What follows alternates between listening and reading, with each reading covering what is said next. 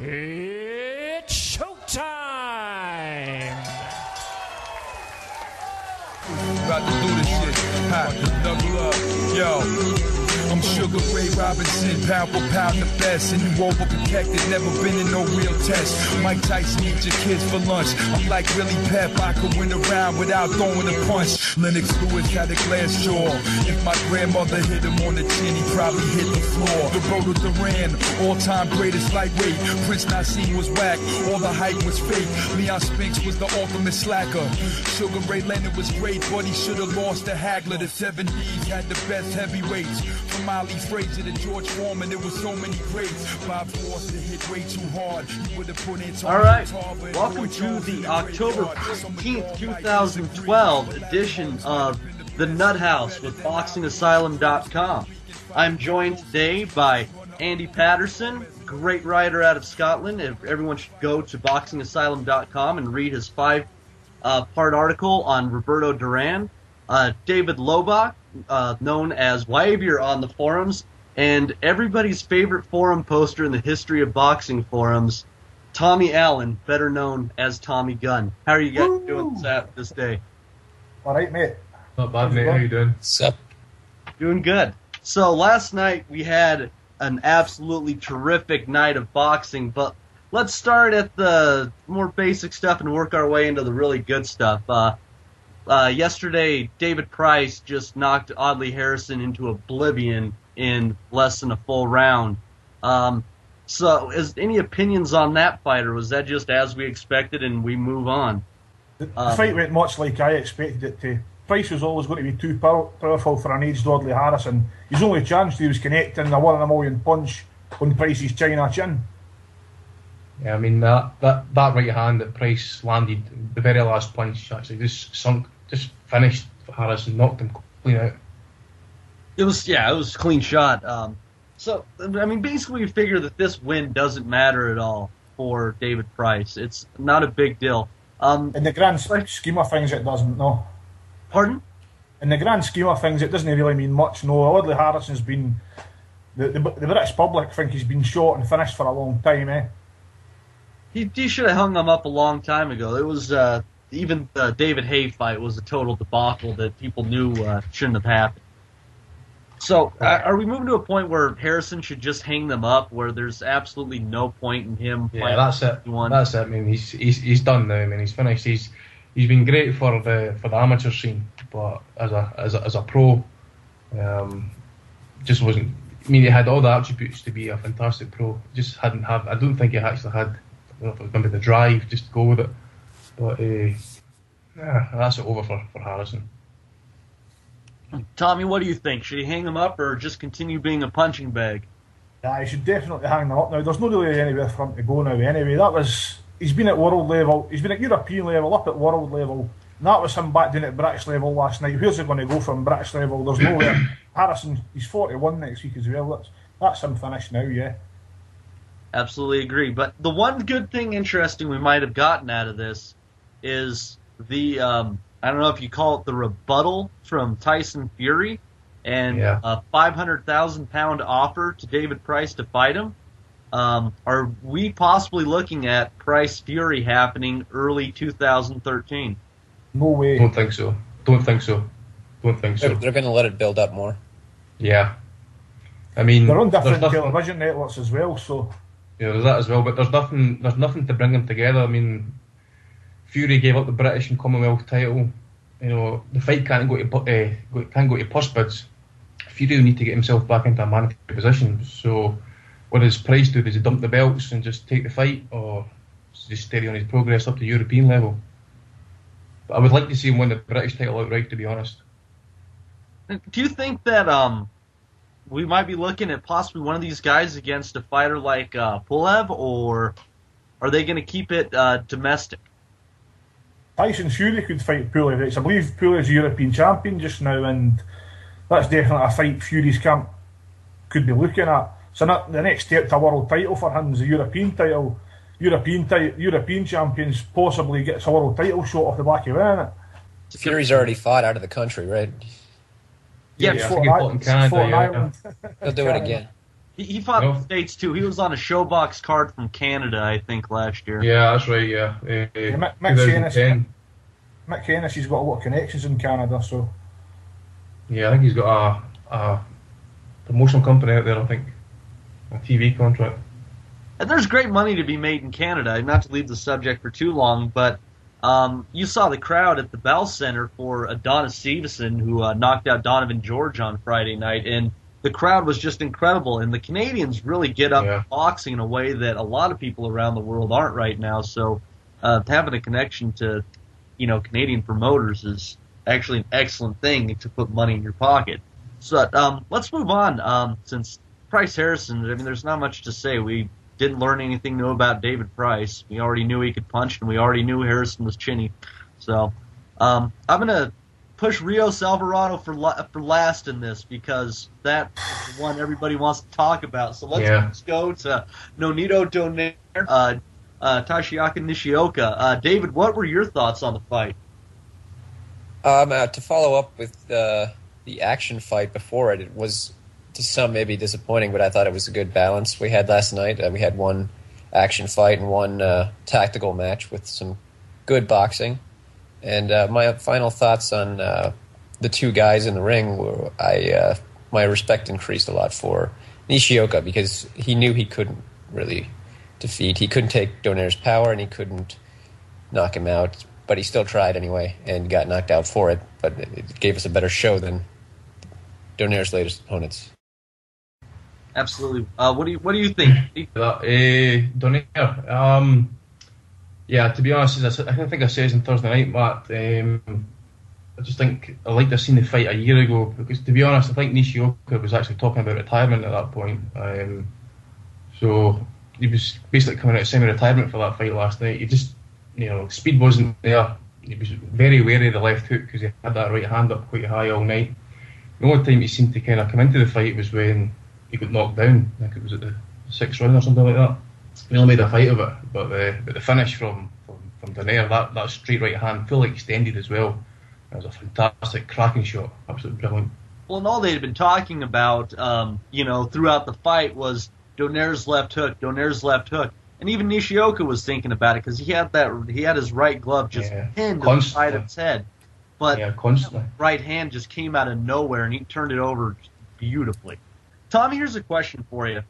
Considering what happened last night, are those lingering doubts of Donaire's power carrying up to 122 officially over? Can we say that he is still one of the best punchers in the division? Yes, for sure. Donaire's power is incredible. I think he could possibly take his power up to lightweight and still knock fighters out up there. He is that good, and plus the speed it goes with and the timing. The speed and timing up knocking fighters out as well as power, Absolutely. His footwork was what really made the difference last night.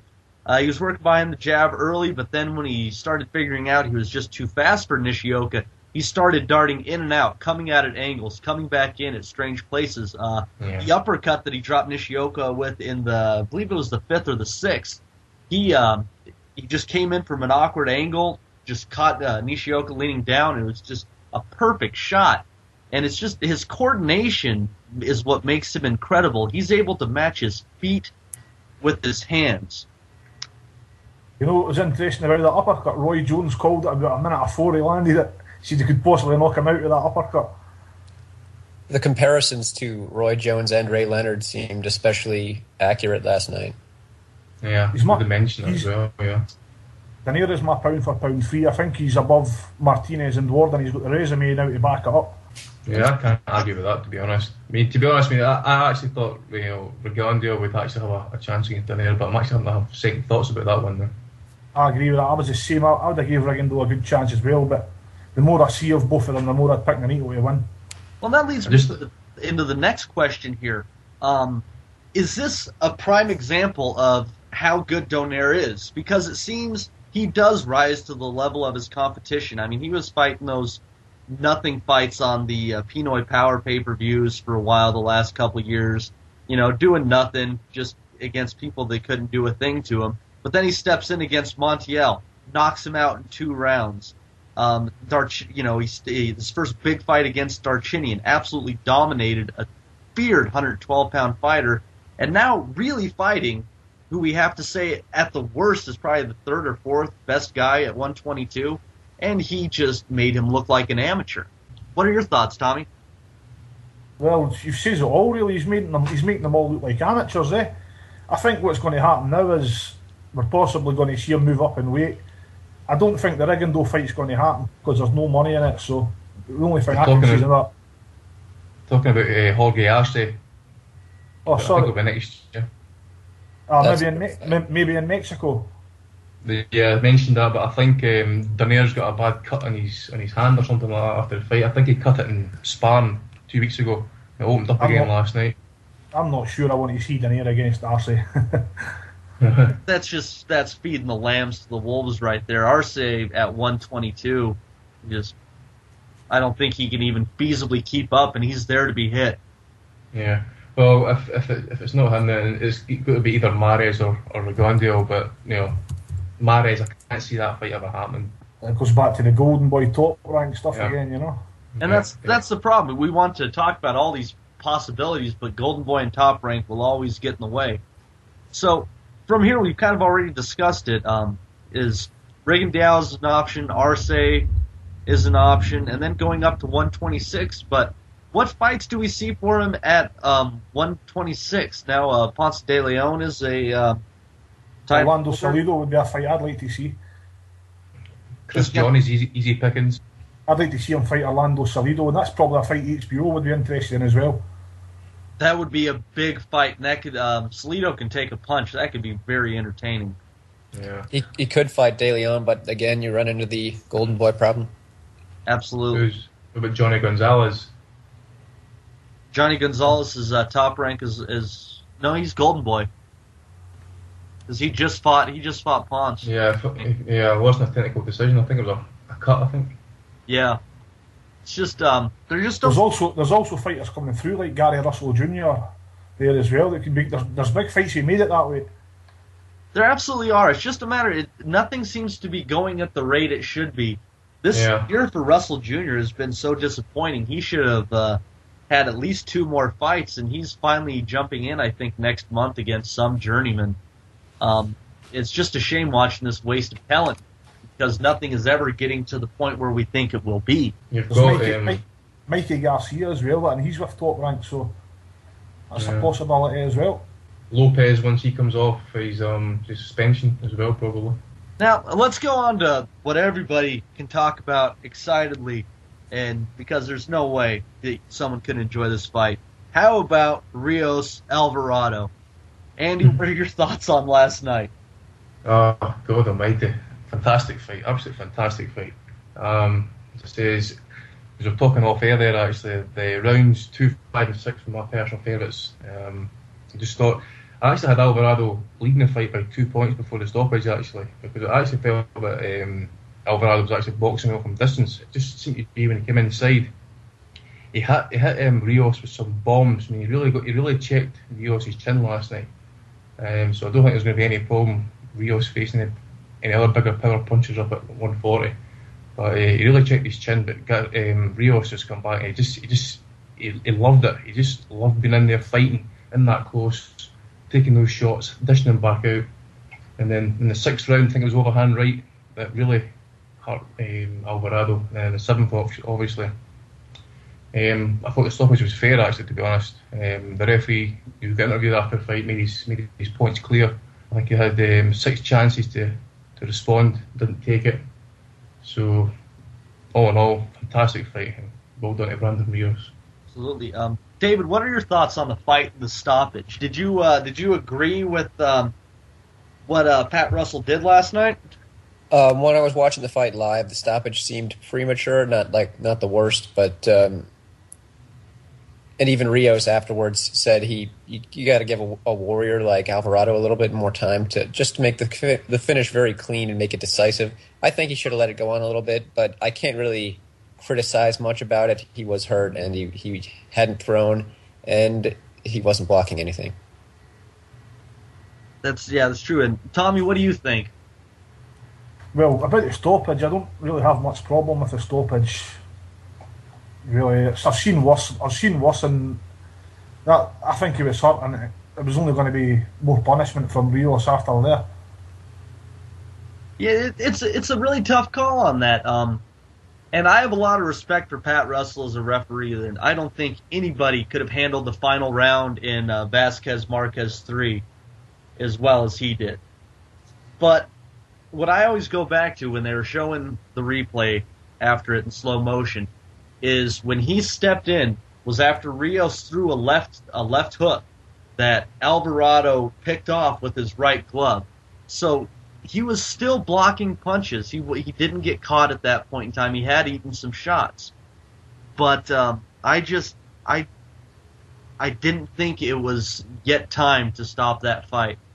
Steve Smoger wouldn't have stopped it. No, Steve Smoger would not have stopped it. And that's a great example because everyone looks to him as one of the best referees in the sport. You know, what would Jesus do? No, screw that. What would Steve Smoger do? You have to remember, though, I mean, they were landing bombs on each other last night. As I says, it just Rios just technically got the best of it probably in the inside. But you know, as the referee says, they were landing absolute bombs on each other, and you know he was probably the best place to see it. You can argue if you want to allow the fight to continue, but you don't want to see the guy get damaged anymore. So this is his reputation's come out and enhanced out of that fight. So you know, bring on the rematch. I was impressed with Brandon Rios' defence in the inside last night. Yeah, he was blocking it's very instinctive. Well, but then again, yeah, he did catch a lot as well. Got a lot of shots. Yeah.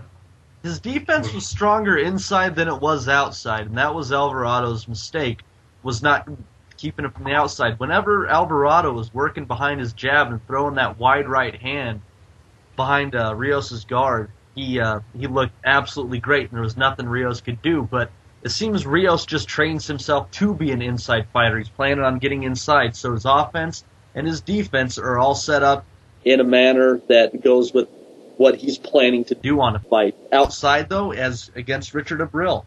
He's not a boxer, I'll say that for a start. He isn't a boxer, but what he brings to the table is his heart and a lot of determination. What he does, the one dimension he has is a very good dimension. Yeah, he's not built for longevity, but he's going to produce a lot of great fights. Surprisingly, though, he has had his 400 amateur fights. He must have taken a lot of a beating coming up, and still is managing to take it. I read an article about a year ago where supposedly he lost an awful lot of amateur fights. He didn't win many, I read.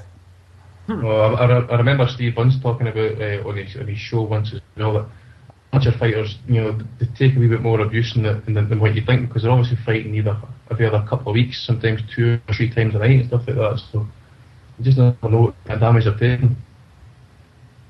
So, and coming out of that fight, we're looking at if Rios fighting the winner of Pacquiao Marquez, which is in December, and there's been a little rumbling from Bob Arum about Alvarado facing Ruslan Provodnikov for a vacant WBO belt that Marquez is vacating to fight Pacquiao at 147.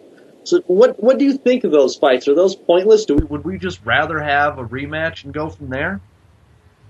Well, I wouldn't go for a rematch. For Denikov, you know, he seems to be a bit of a power puncher, but just remember as a shot to Marcus Corley. I'd probably like to wait and see what happens with Pacquiao Marquez. The Pacquiao fight could be exciting. I just think Marquez would pick him apart. What are your thoughts on that, David? Do any of those bouts get you interested, or are they nothing compared to what a potential rematch is to you? I like Provodnikov versus Alvarado. I think that's pretty good. It'll probably be a little bit like what we saw last night, maybe a little bit more tactical.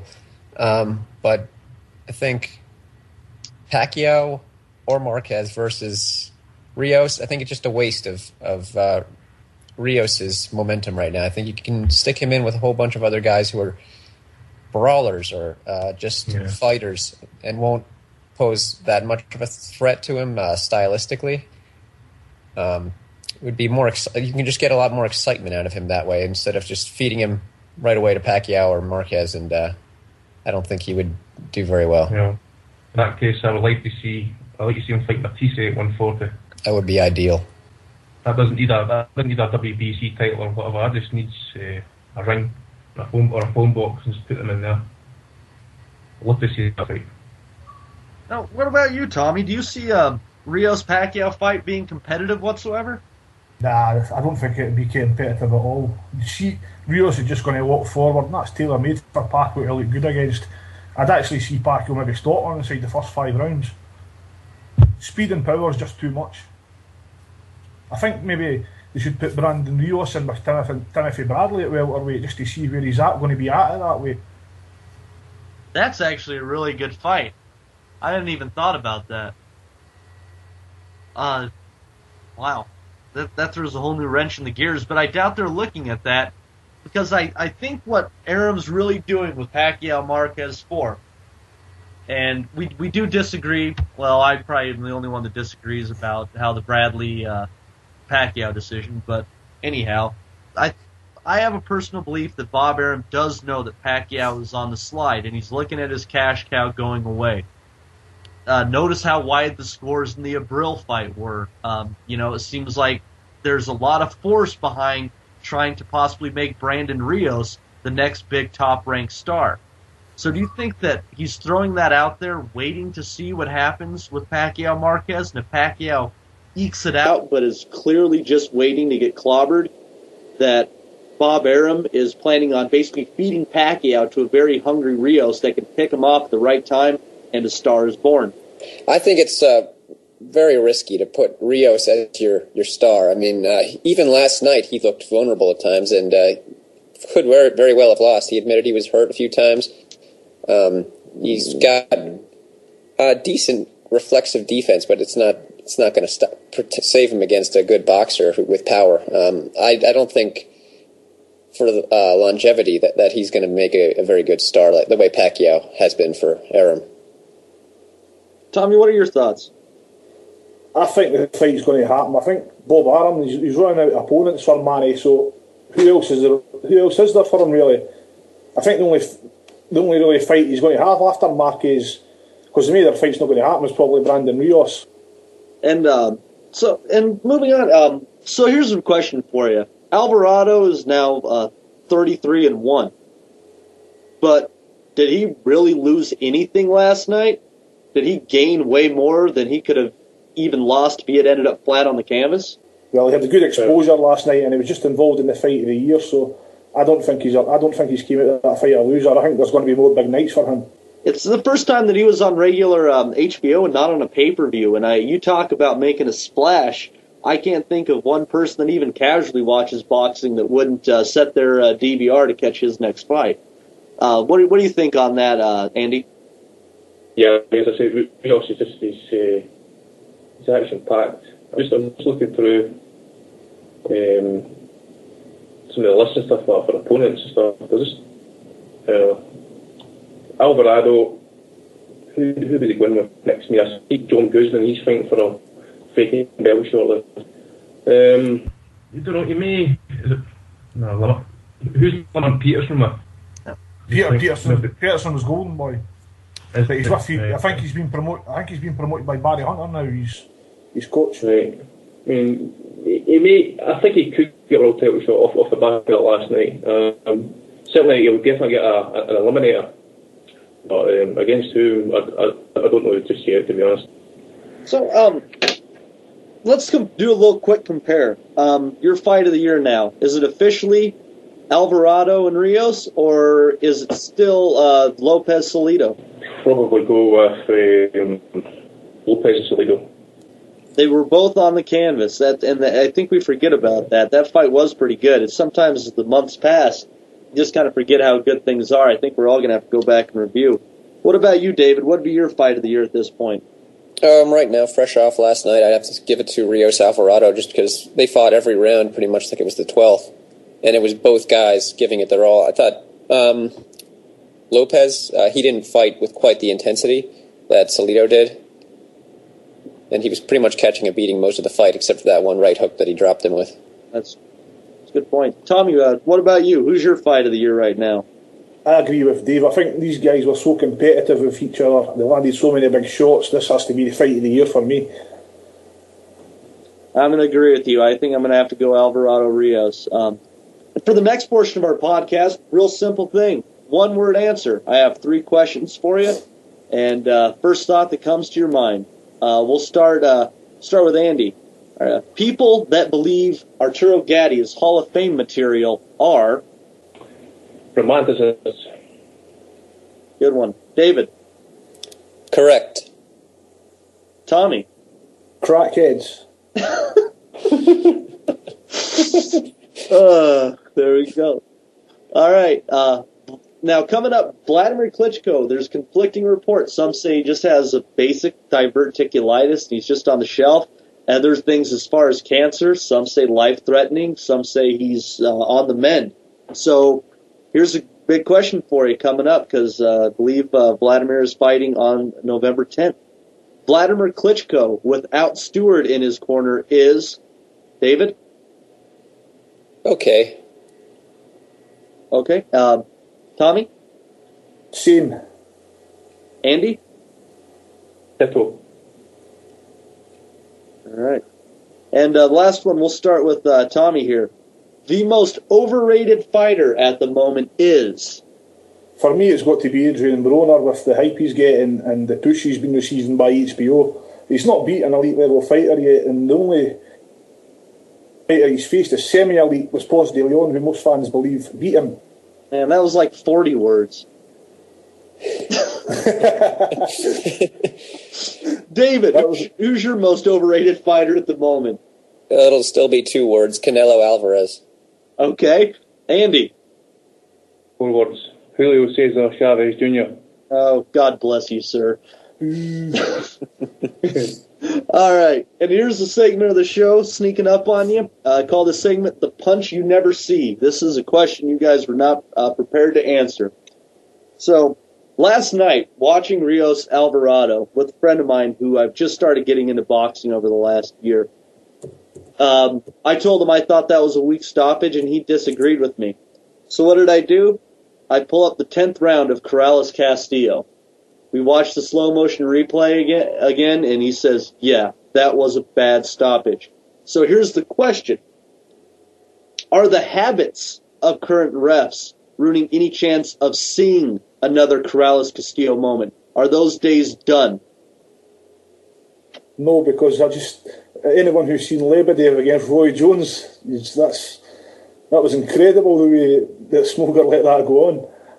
Yeah, that was shocking. Actually, that was terrible.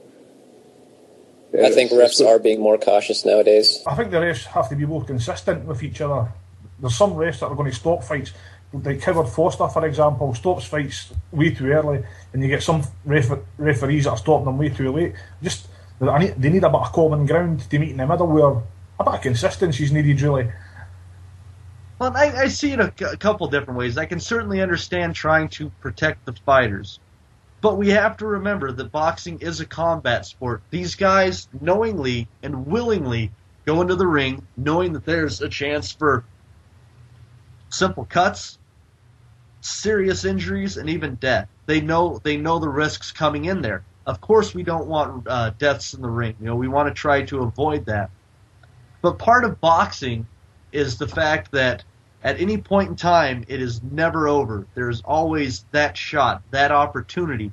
And when you see a guy that was fighting as hard as Mike Alvarado was, do you think that maybe he was saved, but do you think that there's a chance that he was robbed of his, Cinderella moment, as some would say? No, to be honest, I think Rios was well on top at that point. It says he hurt him in the 6th round. If you look at the way the 7th round started, it wasn't as balls to the wall as it was for the first 6 rounds. They were a bit more kind of cautious trying to box, and then that's just when Rios did that overhand right. The second one followed with the left hand. I think it would only been another 10 seconds and they'd be on the floor. You could argue he could have taken a knee or grabbed, but he was hurt, so the main instinct is to survive, try and stay off the ropes, but I think he would have been taken out within the next 10 to 20 seconds. What are your thoughts, Tommy? I think he was gone personally. I can't really see any. I can't really see any way he would been able to continue the fight. 10 more seconds, like Andy said, and he was going to be on the floor, probably unconscious. David? I think he was out. I don't think he was going to come back, but I do think it would have been nice to at least let Rios put him down or make it a little bit more clear just for Rios' sake and make the finish a little bit more clean. I could definitely see that. So, moving on, and we have a couple of good cards coming up on Saturday. Over there in the UK, you have Cal Brook fighting Saldivia from Argentina. And then over here on Showtime, we have a quadruple header from the newly opened Barclays Center in, I believe it's in Brooklyn, headlined by Garcia versus Morales 2. So starting off, Tommy, what are your thoughts on the Brook-Saldivia fight? Well, I don't know much about Saldivia. I think he's obviously an opponent who Brook's promoter Eddie Hearn thinks he can look good against. On paper, he looks a very good puncher, but he's been stopped a couple of times as well, so he's obviously maybe a bit vulnerable. He's probably going to be tailor-made for Kell Brook to look good against after what happened against Carson Jones. Absolutely. What do you think about it, Andy? As Tommy says, I had a look at his record he filed back there, and there's not really much in there, to be honest. He's been knocked out in the first round against Syed Ali. The promoting it as a final eliminator, I mean, is it an official final eliminator? I don't know. I mean, how's he an eliminator for an eliminator? Yeah, I mean, he's went from 2010. Was it 1, 2, 3, 4, 5, 6, 7? That's 8 fights undefeated. So he's got himself into an eliminator spot. We're waiting to see. I just think Brook maybe on points, maybe a late stoppage. Yeah. I think Brook will stop him inside the first 6 rounds. I think so. Now here's a question for you guys. Since we all agree that a stoppage is probably the most likely, Brook, as he was coming up, it seemed like he had power, and now he's been not so much. When life and death with Carson Jones, but Carson Jones is a very tough guy. He couldn't put Matthew Hatton away. Are we looking, and I know Hatton has a good chin, nonetheless, so are we looking at a point where if Cal Brook doesn't totally dominate and stop an obviously overmatched fighter, that we are going to have to start looking that he's possibly not the class that we originally thought he was? What do you think, Dave? Yeah. Well, we can remember that even Canelo Alvarez wasn't able to stop Matthew Hatton, even though, he used some dirty tactics and lost a point and things, but Hatton is a survivor, so you got to give that to Brook. He did knock him down, and I think that Saldivia is there for Brook to look good against, because what they care about now is the con fight, and they're looking only for that. They're not going to take a risk. So the worst that can happen is that he doesn't look good in defeating this guy. Now, what do you think, Andy? Yeah, to be honest, I think if you saw the recent correspondence between Frank Warren and Matchroom, I think, as Dave says, Kell's going to be. I think he's going to be kind of protected a bit. I think they're going to look for the Amir Khan fight, but I think Khan should personally stay at 140. But that would be a big money fight. I do know that Hearn's pushing Sky for some pay-per-view. I don't know if he's planning a big card which is going to involve Kell Brook and Amir Khan, or maybe Carol Frost, I don't know, but interesting to see that one actually Khan against Kell Brook.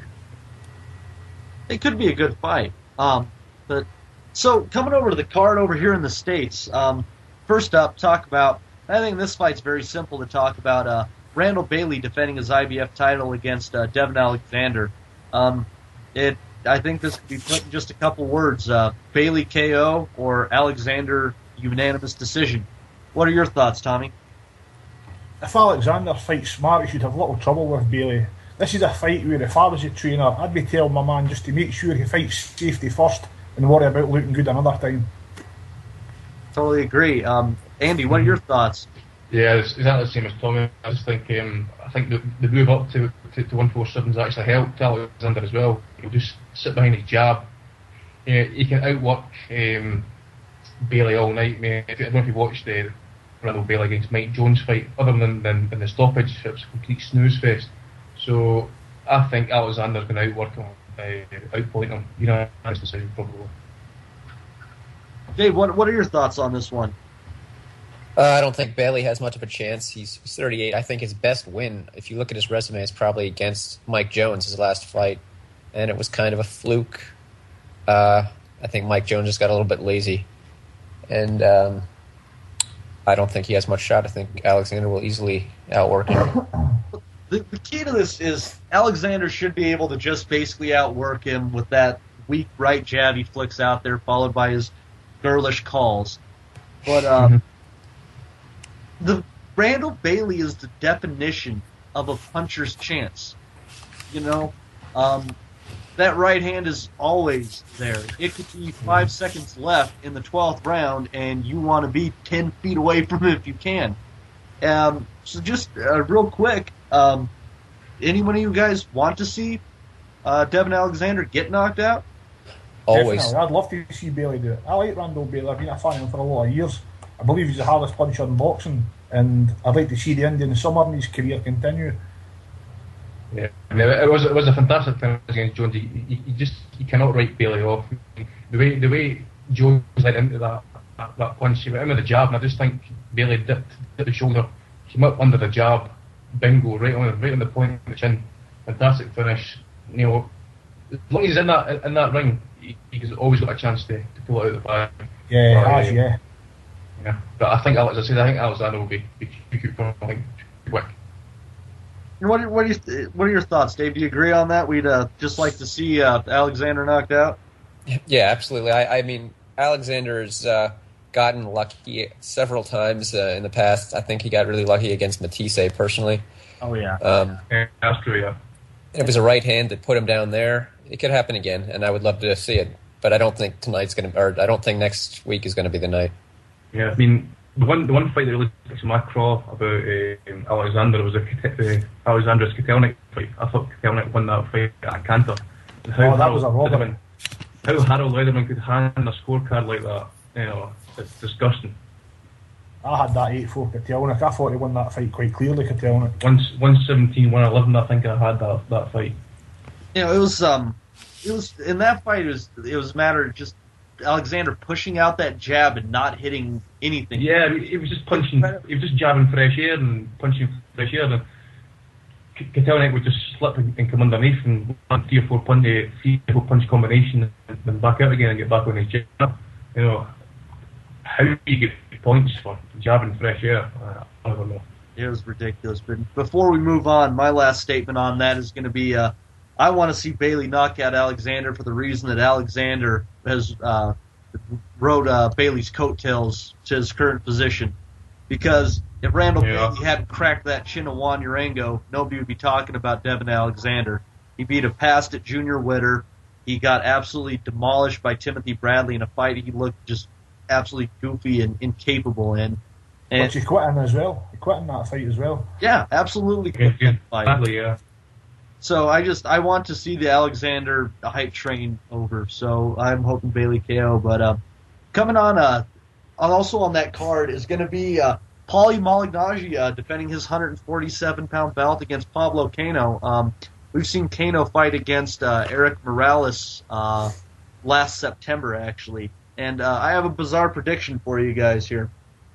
If you remember, against Morales, the fight was stopped on a pretty bad cut over Cano's right eye. My prediction is going to be Malignaggi by a technical knockout on a cut. Yeah, I wouldn't be possible. shocked to see that. No, I'm just going to say, it's possible if it was a bad cut and Paulie's he's adapted his game plan to avoid using the right hand all the time, so he basically perfected his jab. I watched a video with Natasha Delio practicing the jab actually, and he does land it with a hell of a lot of force. So now I wouldn't be surprised as well if it's a technical decision on a cut. What are your thoughts, Tommy? Well, I'm not really a big fan of Cano. I seen him against Morales, and I know he came in on short notice in that fight, but even before he was really tired, he just never really showed me anything. Morales was having his way with him. I expect Malignaggi to decision him, and like you say, Malignaggi may even stop him late, like he did Senchenko. David, what are your thoughts? Think any chance of a Malignaggi stoppage? Yeah, absolutely. It could look like his last fight, especially if Kano really is paper-skinned. I think it'll be a fun fight to watch, mainly because they both throw a decent amount of punches, and Malignaggi's pretty accurate. Absolutely, and here's an interesting fact we would never think we would say. Since his move up to 147 pounds, Paulie Malignaggi's KO rate is 50%. Not bad. When Buddy McGutt trained Malignaggi, always claimed he wasn't as light a puncher as everyone thought. His hand problems were a lot to do with it. I'm not trying to say he's a big puncher, but I think his power has been obviously underrated over the years, and he can hurt opponents. He did hurt Juan Diaz. Yeah, he hit him a little short, left 45 and stunned him. I think in 8th or 9th round of that fight. It's tough to say. I think you look at Paulie and he's a slender guy, but he's not short. He's 5'8" or 5'9". He was a reasonably tall junior welterweight. So yeah, he's just I think a little bit. Yeah, I think he's actually profited from actually moving up in weight, actually bringing him up to the extra 7 pounds. So he's looking good at the weight. I'd like to see him win as well, so Ricky Hatton can beat him again. I would. You think Hatton would beat him again? Do you think? I think if he comes in anywhere near the form he left the sport, and he would beat him. Yeah. I just think. Well, remember Hatton was. I believe Hatton was a bit like Abraham, actually. Kind of stuck in between two divisions. I just don't think Hatton was a big light welter. He's a big welterweight. I think he was stronger than Malignaggi though when they fought, but maybe the weight. Maybe Malignaggi was having problems with the weight. You don't know. Not like Paulie says, he was having problems with the weight. Well, we have to see how Hatton does against Senchenko first. I'd like to think that Ricky's not done and that the break did him well, but it's just tough to say when you've eaten as many shots as he has and put your body through so much hell. You do wonder how much somebody's going to have coming back. So until I see him against Senchenko, I'm not even going to voice an opinion on the Malignaggi fight. I think it's just totally unknown at this point. What do you think, David? Yeah, about Hatton, it's not only has he eaten a lot of shots, he's eaten a lot of kebabs and beers, so I think all that ballooning's not good for him. I don't know what he's going to look like. It's really going to be interesting to see, but I think even Senchenko is a pretty dangerous fight for him. What do you think Senchenko gives any danger to Hatton, Andy? It's possible. 3 years off is a long time from a competitive fight. I do know Hatton's been away on holiday recently, and he's been out at 8, 9 in the morning with the sweatsuit on, running. He does look in good condition, I must admit. I've never been overly impressed with Zinchenko. It's interesting to see what kind of game plan Ricky adopts. Is he going to come winging in with the leaping left hook and take shots? Is he going to keep fighting the way he did previously, or is he working on something else? Using his boxing skills. He is a pretty decent boxer when he applies it, but I really don't know unless. What's the best question to ask me when the first round's over, because I'm interested to see what he's got left and what he's going to adopt as a game plan. Absolutely. Tommy, what are you thinking about Hatton's comeback? Real briefly, getting off topic here, but what are your thoughts going into it? Well, I've always been a Hatton fan, so I'm hoping for the best, but as you guys are saying, it's there's not really much you can tell until he's actually in the ring against Zinchenko. Well, we're going to find out, and we'll talk about that here in the coming weeks, but the big fight coming up next Saturday is Danny Garcia, Eric Morales 2, headlining that card at the Barclays Center.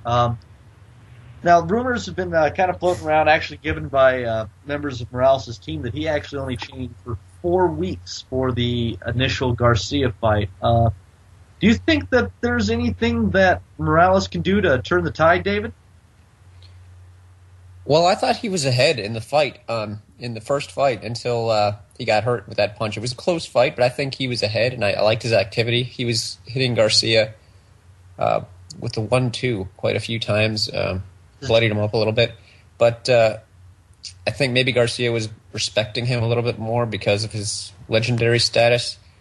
If he doesn't, he could even get the stoppage this time. I don't know. It's tough to say. What are your thoughts on that, Tommy?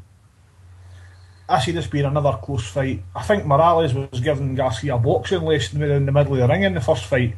The old man's legs are short though, and Garcia, when he was backing him up, there wasn't much Morales could do about it because he couldn't get out of the way of the shots when he was getting trapped on the ropes. But if, like they said, if he only had a 4-week camp, maybe he never had his legs under him because of that. And if he's had a good camp this time, it could be a different fight. Andy, what are your thoughts on that? Do you think the jab that Morales showed in their first fight could actually possibly lead him to a victory this time around? No, I think Garcia is going to take the decision again this time. I think it'll be a tight fight. It really depends on Morales, what kind of weight he comes in at his weight. I think it's great that he's actually getting the fight for the title because, you know, he gives up the title, gets beat, and then he gets another shot at it. That's a WPC for you. But at the end of the day, I mean, Morales broke Garcia's nose in the 10th round, so he's got a chance. But I think you've got to be wary of Garcia's power. I think Garcia definitely on points. Danny Garcia's father's words: the key to this fighter is going to be for him to be more crispy. He's a douchebag. Just a little bit. He is hilarious. He is hilarious. I mean, it was. Did you see him at the actual weigh-in for the can fight? How good would it be? Oh God! How good would it be if Broner moved up to the weight and we had Broner's dad talking shit and we had Garcia's dad talking shit? Oh, what comedy gold, mate! Comedy gold. You could actually sell it on DVD. I'd have to give the edge in that fight to Broner's father because I just think he could sit on him and end Angel Garcia. That's a boy. So do you guys, before we close out the show, do you guys have any big upcoming news that you're looking at? Obviously, did anybody see the Tyson Fury run? The David Price? I thought that was absolutely brilliant. I thought it was funny. He called him a plumber. Yeah, he says he's going to need 10 plumbers to help fill in the holes because he's going to punch that many in them. He is good for Tyson Fury, but I don't know if you saw the interview last night. He was actually quite angry. I've seen some comments online. People say he was maybe afraid and stuff like that. Well, trust me, he was actually shaking with anger last night. So I don't know how anyone can say Tyson Fury is scared of David Price. Tyson Fury was 17. Tyson Fury fought when he was 17 years old, and Price was an England international. It just baffles me how anyone can think that Fury would be scared of him. Yeah, I think it would be. I think it would be a great fight, but I think the biggest problem you've got there as well is where do you hold the fight? Liverpool, Manchester, Ireland. I think you've got problems everywhere at that one because. It's a big Manchester. It's a Manchester United Liverpool derby as well. Yeah, that's the thing. So where do you hold it at Anfield? Yeah, I think if it was promoted, you could probably do it at Anfield 40,000-50,000 probably. Yeah, definitely. Here's a good question for you, Andy. Is there any news on the Ricky Burns front for a potential date and opponent? Ricky is back out in December. I don't think there's been an opponent named yet. They were looking at Gavin Rees for a while there, but for one reason or another, the fight isn't going to materialise. I think it's maybe to do with the TV dates or whatever. But I do know Ricky's actually over in Las Vegas just now. He's actually over there training in Floyd Mayweather's gym. So he's just hitting the bags. He won't be doing any sparring or anything like that. So he'll be back in 2 weeks and he'll be back in the gym for his December fight. I think it's December the 15th in London. I think George Groves is another undercard. I'm hearing Scott Harrison maybe fighting Kevin Mitchell or John Murray on that undercard. Is Harrison back from Spain? I'm not sure, mate. I read that online the other day. Right. Well, I do know they were talking about Scott Harrison if he was going to get that world title fight to go through John Murray or Kevin Mitchell, but my personal opinion is I don't think the Burns Harris fight will ever happen, to be honest. Well, just for the sake of our viewers, could you say why you've got this special perspective on Ricky Burns and How you know? To be honest, I don't know Ricky all that really well. To be honest, I've met Ricky at the gym a few times. Very, very down to earth bloke. Very, very professional.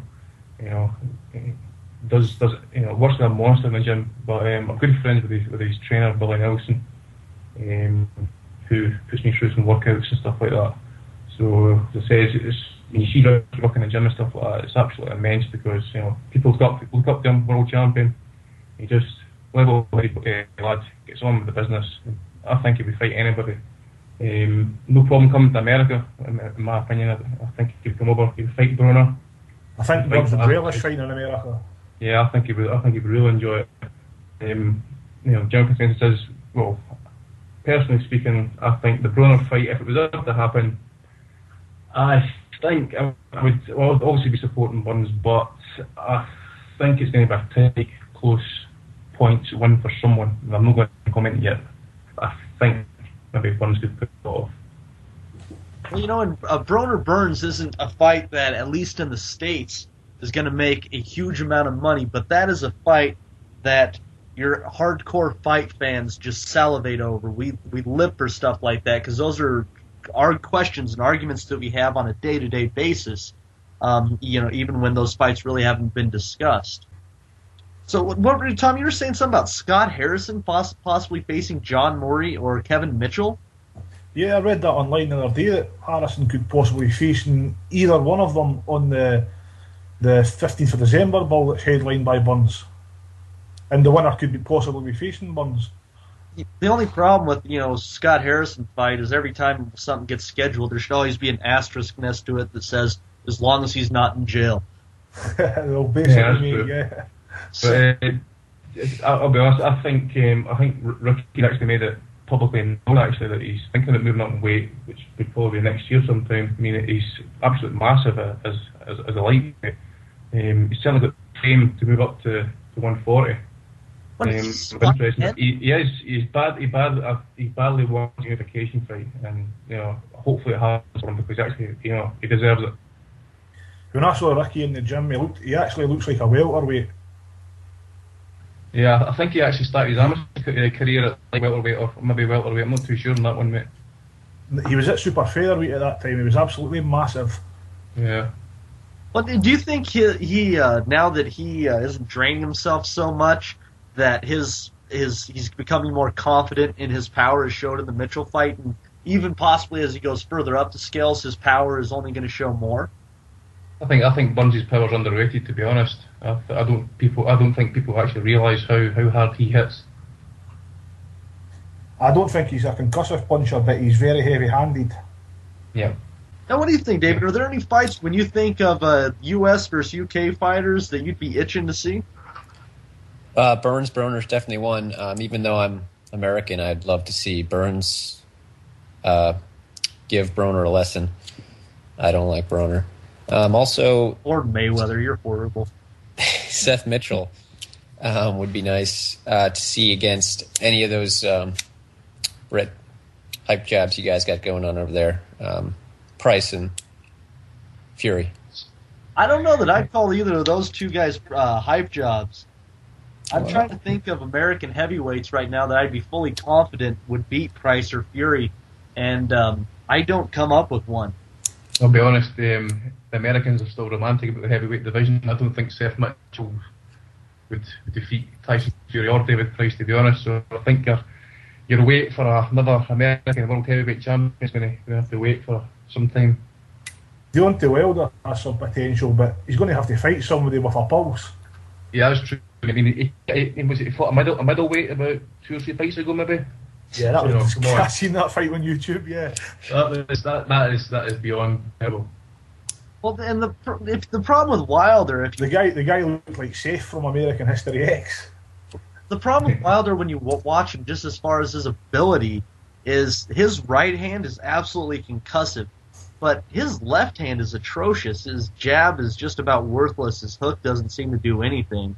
I mean, he's a pure right-handed fighter, and I cannot see a guy like that excelling at the top of the sport. Yeah, he's still very raw. He's definitely a work in progress. Yeah, and he will be for the next 5 years probably. Now, the fight I would like to see, and David, I'd like to hear your opinion on this. I'd actually like to see Seth Mitchell against Deontay Wilder, and for the same reason I want to see Fury fight Price. Let's start slimming it out. Let's start narrowing it down. Who really deserves to fight a Klitschko? And let's just start knocking some of the names off. That's true. Yeah, I mean, Wilder's resume is embarrassing, and his last fight, he's already been saying he's calling out these heavy names, and then he fights a middleweight who's just kind of rolling around the ring. It was a disgraceful fight, and I don't see how he can keep doing that and call out names like Fury. Well, that was our first edition of the Nuthouse, BoxingAsylum.com's podcast. Come join us at BoxingAsylum.com for our prediction league, which has a $40 cash prize for the winner of the season. And also check out some of our great articles, including Andy Patterson's excellent 5-piece write-up on Roberto Duran. Gentlemen, I thank you all for being here. Any parting words? God bless. Thanks for listening. Thanks. Absolutely. Well, thanks a lot, guys. And, if you have any questions you'd like to have answered on the show, please send us an email at boxingasylumtv@gmail.com. Thank you very much, and have a great week ahead, fight fans.